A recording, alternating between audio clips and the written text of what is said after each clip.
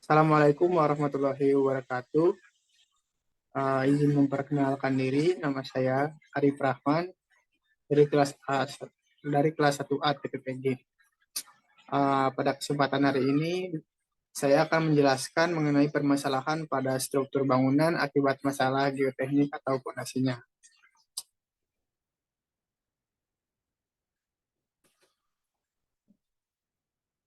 Pendahuluan geoteknik. Latar belakang. Dewasa ini teknologi terus berkembang seiring kemajuan zaman.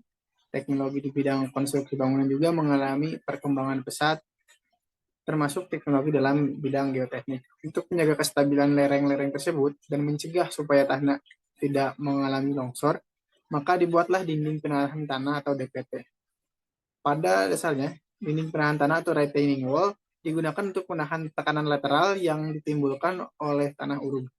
Oleh karena itu, saya menganalisis kasus yang pernah terjadi di Indonesia mengenai permasalahan konstruksi yang diakibatkan oleh masalah geoteknik atau fondasinya.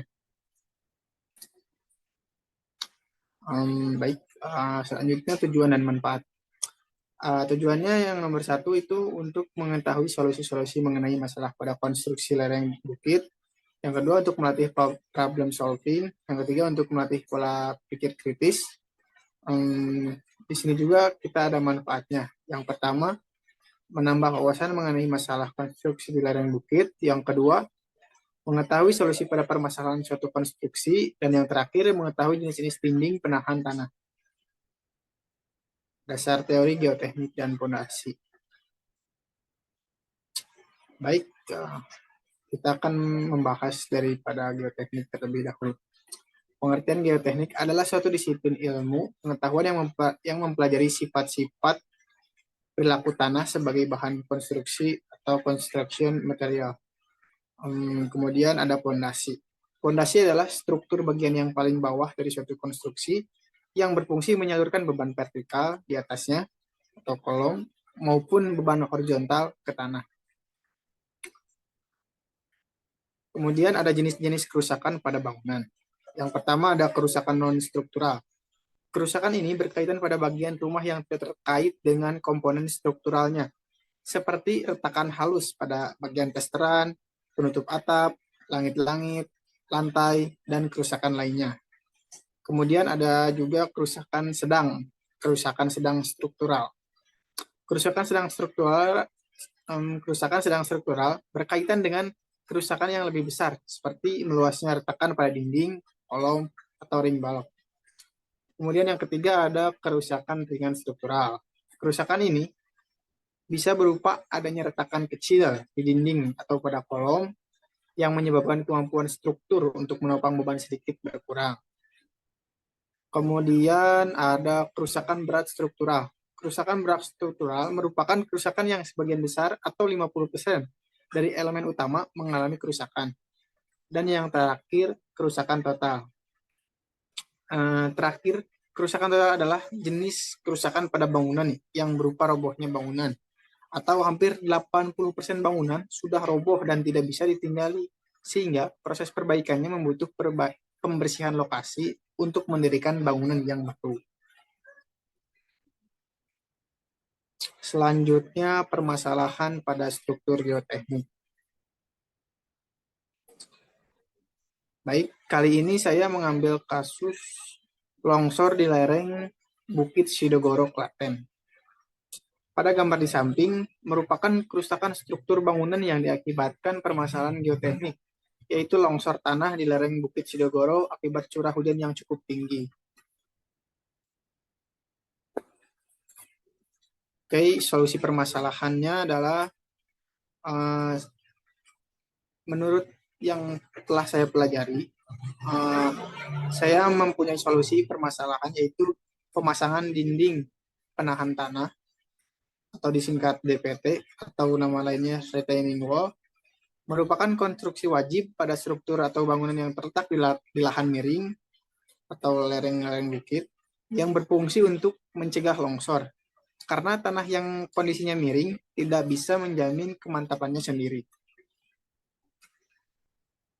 Oke, di sini saya akan sedikit menjelaskan mengenai dinding penahan tanah atau retaining wall.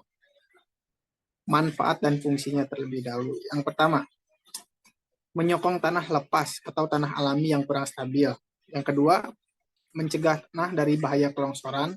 Yang ketiga, menahan kelongsoran karena beban air hujan, berat tanah, dan gaya tekan dari atas. Yang keempat, menahan pergerakan tanah sehingga struktur bangunan lebih stabil. Dan yang terakhir, mencegah resiko kelongsoran untuk area di bawah lereng. Nah, ada banyak atau ada beberapa jenis daripada dinding penahan tanah, tetapi di sini saya akan menjelaskan tiga saja yang umumnya dipakai,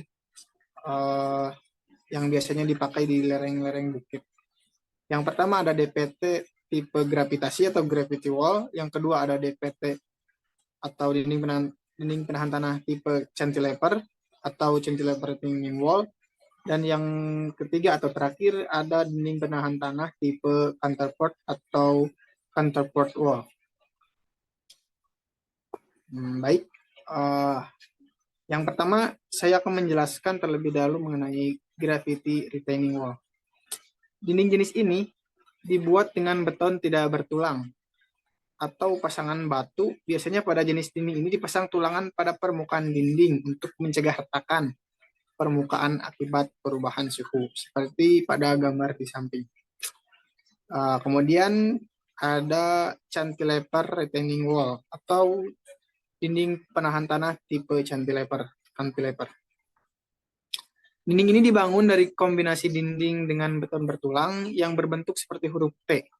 Ketebalan bagian-bagian relatif tipis dan diberi tulangan secara penuh untuk menahan momen maupun gaya lintang yang bekerja pada dinding tersebut. Stabilitas dinding ini diperoleh dari berat dinding penahan sendiri dan berat tanah di atas tumit tapak. Kemudian yang ketiga dan yang terakhir ada counterport retaining wall atau dinding penahan tanah tipe counterport. Dinding ini tersusun dari dinding beton bertulang dengan ketebalan yang relatif tipis pada bagian dalam dinding dengan jarak tertentu didukung oleh pelat atau dinding vertikal yang disebut dengan counterport atau dinding penguat. Ruang sisa di atas pelat fondasi diisi dengan tanah huruf.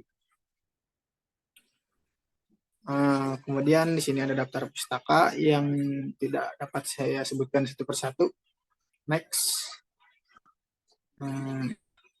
Cukup sekian dari presentasi saya. Saya ucapkan terima kasih. Bila ada kesalahan, mohon maaf sebesar-besarnya. Wabillahi taufiq wal hidayah. Wassalamualaikum warahmatullahi wabarakatuh.